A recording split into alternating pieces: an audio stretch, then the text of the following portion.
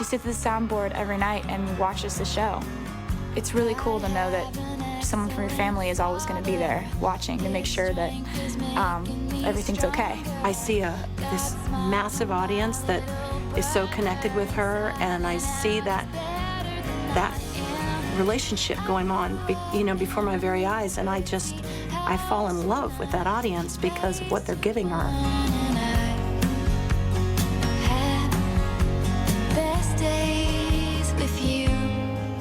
I played the song The Best Day on Mother's Day as a surprise for my mom. That's a song that I wrote about her. She was sitting there at the soundboard, and I surprised her with it, and she cried and cried, and it was really, really fun to sing that song to her. I do allow myself little microseconds of stepping back and looking at it from the outside in, and that is when I lose it completely. You set up a paint set in the kitchen and you're talking to me. There are times when I look at this young woman and everything she's accomplished and where she is, and yet I still see that little girl in the car seat with those big blue eyes in my rearview mirror. Say, that's my baby, and I'm real proud.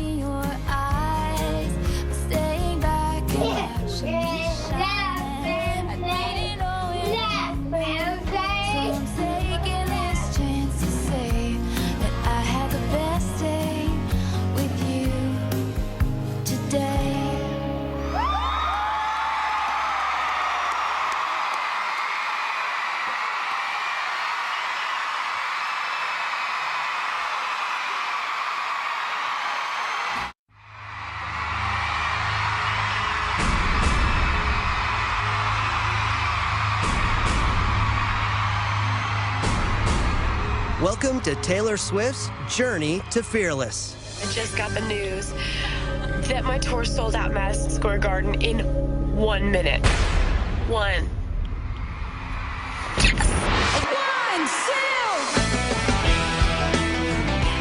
Join Taylor as she travels the globe with her sold-out Fearless tour. The Fearless Tour has been one of the most incredible experiences of my life. Never forget the essence of your stars.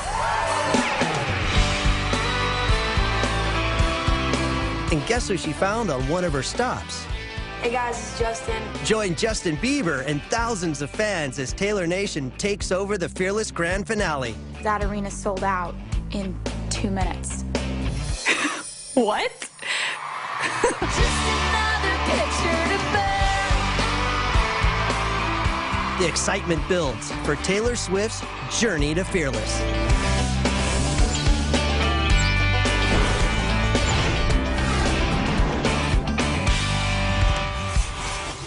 I was so happy that we waited for the right time in my career where we could put together this tour that was visual, and we had costumes and dancers and people acting out parts, and it just incorporated such a theatrical element to that tour, and it had so much heart, and that's what I'm the most proud of.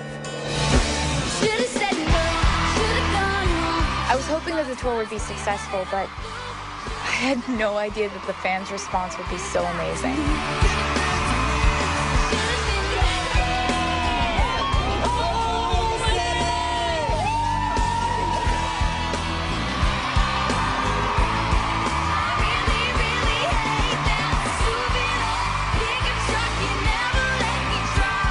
The Fearless Tour turned out to be so much bigger than I ever could have imagined it. Completely rewarding and just overwhelming.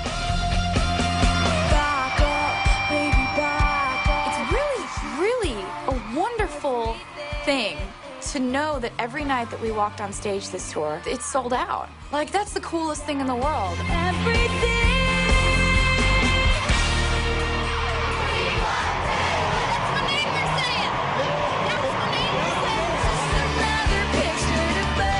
This is the feeling that you dream of having. It makes everything worthwhile. It makes every early morning worthwhile. It makes everything just make sense. That's just a dream come true. That's just something you fantasize and dream about. That's not something that really happens, is it?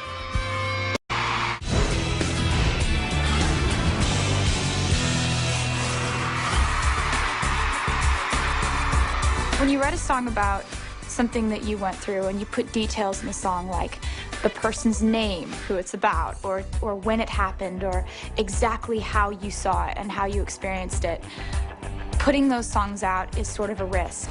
I think she is this lyrical and expressive person who has to translate all of her life experiences into rhyme and into music. The way to keep her happiest was to sit her down, give her a pen and a journal, and she was happy.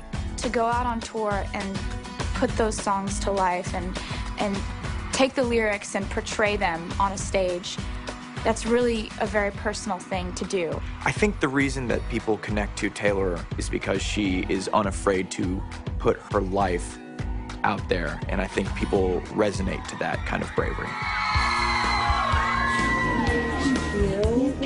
And I loved your sign last night. It was so cool. Thank you.